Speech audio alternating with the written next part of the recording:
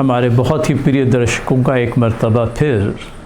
अलबीर TV channel के माध्यम से प्रसारित होने वाले इस बेसिक लीगल एजुकेशन सीरीज़ में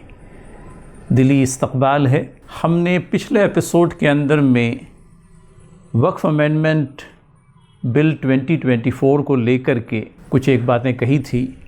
और आज हमारी कोशिश होगी कि इस बिल के अंदर में कुछ और जो प्रावधान मौजूद हैं उनके बारे में आपके साथ में अपनी जानकारी शेयर करें।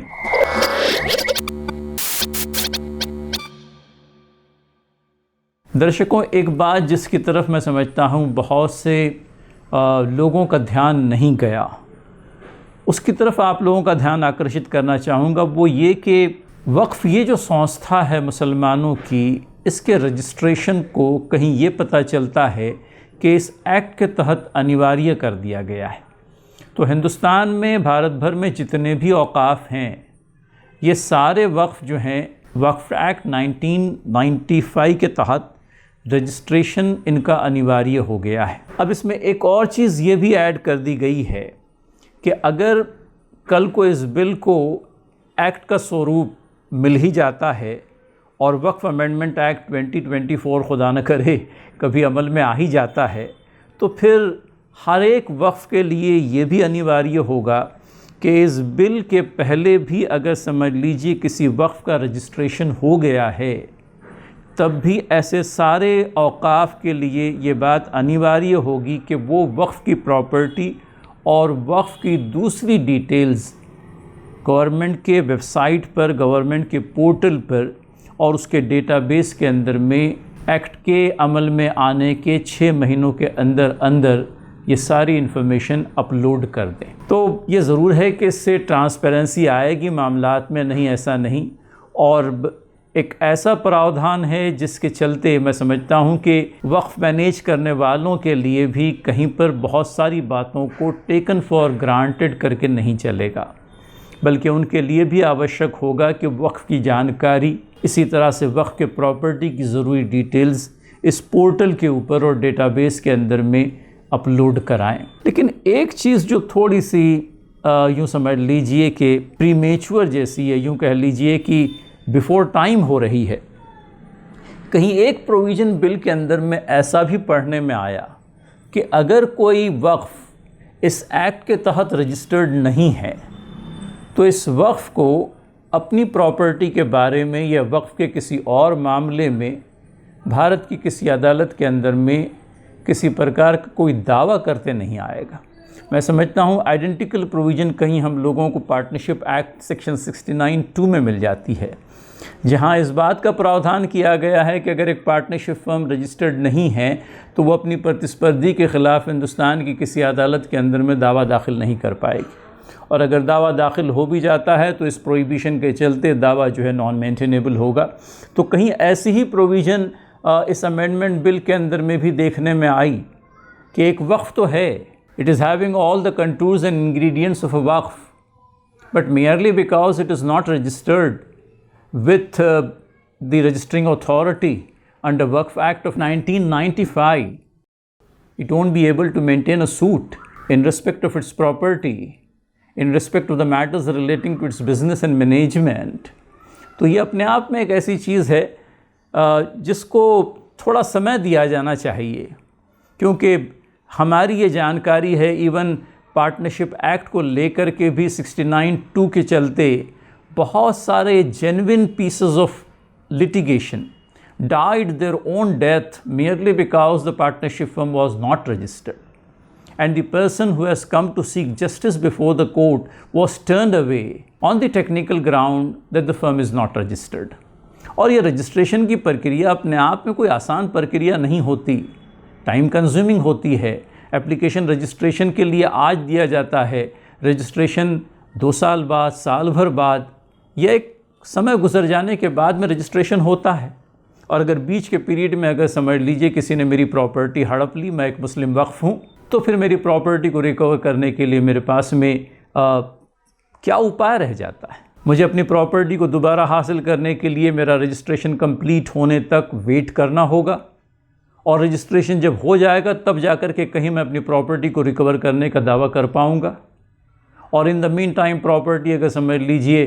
एक से दूसरे के हाथ में, दूसरे से तीसरे के हाथ में चली गई, तब क्या? तो मैं समझता हूँ रजिस्ट्रेशन प्रोसेस को थोड़ा सा यूँ कह लीजिए कि टाइम दिया जाना चाहिए, और 6 महीने का और साल भर का कालावधि जो है वो बहुत ज़्यादा अप्रोप्रिएट या एडिक्वेट नहीं होगा। It must be something like 5 to 10 years। और ये 5 से 10 बरसों के अंदर में वक्फ़ वालों के लिए कहीं इस बात को अनिवार्य कर दिया जाए कि वो अपने वक्फ़ को रजिस्टरिंग अथॉरिटी के साथ में रजिस्टर करवा दें, तो मैं समझता हूँ उनके लिए भी आसानी हो जाएगी, और कहीं वक्फ़ के अफ़ेयर्स को और अच्छे अंदाज में चलाने के लिए भी कहीं हमें अवसर प्रदान हो सकेगा। रजिस्ट्रेशन के बाद में एक दूसरा प्रोविज़न जिसको लेकर के पिछले दिनों बड़ी लेदे हुई, वो composition of state Waqf board and central Waqf council. कहीं आर्गूमेंट इस तरह से भी किया गया कि आपने गैर मुस्लिम को अपनी प्रॉपर्टी वक्फ़ करने से तो वंचित कर दिया। कहीं वक्फ़ एक्ट 1985 में इस तरह की प्रोविज़न थी कि भाई कोई भी आदमी, any person can dedicate his property for the purposes of waqf, लेकिन अब एनी पर्सन को हटा करके आपने 5 years प्रैक्टिसिंग मुस्लिम वाली बात वहाँ पर लाई है। तो गैर मुस्लिम को अपनी प्रॉपर्टी वक्फ़ करने से आपने हटा दिया, लेकिन फिर सेंट्रल वक्फ़ बोर्ड के अंदर में और स्टेट वक्फ़ बोर्ड के अंदर में कंपलसरीली 2 मेंबर गैर मुस्लिम होंगे। इस प्रकार का प्रोविज़न जो है आपने अमेंडमेंट बिल के अंदर में किया है।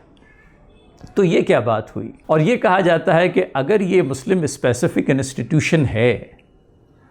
Which is meant for benefit of the community at large, the very purpose of the waqf is religious, charitable और pious purpose as known to Muslim law. तो इस बात के चलते प्रोटोगनिस्ट का ये मामला है जो इसके हक़ में है, इस अमेंडमेंट बिल के हक़ में है, वो ये बात कहते हैं कि भाई अगर और अच्छे भले लोग, वेल क्वालिफाइड, वेल वर्स्ड लोग, मामलात की जानकारी रखने वाले लोग, और भले ही वो मुस्लिम न हो, अगर वक्फ़ बोर्ड में या सेंट्रल वक्फ़ काउंसिल में आ जाते हैं, तो इससे तो यूँ कह लीजिए कि वक्फ़ के मैनेजमेंट के अंदर में सुविधा प्राप्त होगी, वक्फ़ का मैनेजमेंट और अच्छी तरीके से चल पाएगा। और जो इस बात को अपोज कर रहे हैं उनका ये मानना है कि अगर समझ लीजिए कहीं कोई मिसमैनेजमेंट हो भी रहा है, तो that can't be the reason for bringing in non Muslim persons for the purpose of ensuring better management of the Waqf property. अगर समझ लीजिए कोई वक्फ के अंदर में कुछ मुसलमान पदाधिकारी अपने पद का दुरुपयोग करके वक्फ की प्रॉपर्टी को एम्बेज़ल कर रहे हैं, हड़प करने की कोशिश कर रहे हैं, अकाउंट्स मेंटेन नहीं किए जा रहे हैं, प्रॉपर्टी का मैनेजमेंट ठीक से नहीं हो रहा है, ये बात तो समझ में आती है कि एक बॉडी को हटाकर उसकी जगह पर दूसरी बॉडी लाई जाए। लेकिन ये क्या आवश्यक है कि उस बॉडी के अंदर में नॉन मुस्लिम एलिमेंट्स हों ही। कुछ लोगों ने इस प्रकार की दलील भी सामने रखी है कि हमारे यहाँ पर मुसलमानों के प्रतिष्ठानों के अलावा, वक्फ के अलावा दीगर रिलीजियस डिनोमिनेशन के अपने चैरिटेबल रिलीजियस इंस्टीट्यूशंस पाए जाते हैं। क्रिश्चियंस के अपने, यूँ कह लीजिए कि चैरिटेबल इंस्टीट्यूशंस हैं, अनगिनत हैं, बहुत सारे हैं। हिंदुओं के अपने प्रतिष्ठान हैं, मठ हैं, पारसियों के अपने एंडोमेंट्स हैं। लेकिन कहीं पर भी ये प्रावधान नहीं मिलता कि वहाँ पर किसी गैर हिंदू को, किसी गैर पारसी को या गैर क्रिश्चियन को मेंबर बना दिया जाए उनके मैनेजमेंट बोर्ड का। तो फिर मुसलमानों की प्रॉपर्टीज़ को मैनेज करने के लिए और उनके उपलक्ष्य में जो वक्फ बनाए गए हैं उनको मैनेज करने के लिए उनके वक्फ बोर्ड में, उनकी सेंट्रल वक्फ काउंसिल के अंदर में गैर मुस्लिम अफराद की शमूलियत की क्या वजह हो सकती है? गैर मुस्लिम अफराद को शामिल करने का क्या कारण हो सकता है? एक डिबेटेबल मुद्दा है, मैं समझता हूँ, और ये दोनों ही बातों को, दोनों ही तरफ से होने वाले आर्ग्यूमेंट्स को वे करने की ज़रूरत है। कम्युनिटी के इस एप्रीहेंशन को एले करने की ज़रूरत है जो अपने तय ये समझती है कि उनके पुरखों की वो जायदाद जो वक्फ करके कम्युनिटी के लार्जर बेनिफिट के लिए दे दी गई है, कहीं गवर्नमेंट इन प्रॉपर्टीज़ के अंदर में हस्तक्षेप तो करना नहीं चाह रही है। तो ये सारी जानकारी आपके लिए इस प्लेटफॉर्म के माध्यम से आइंदा हम फिर आपसे जुड़ने का प्रयास करेंगे। धन्यवाद।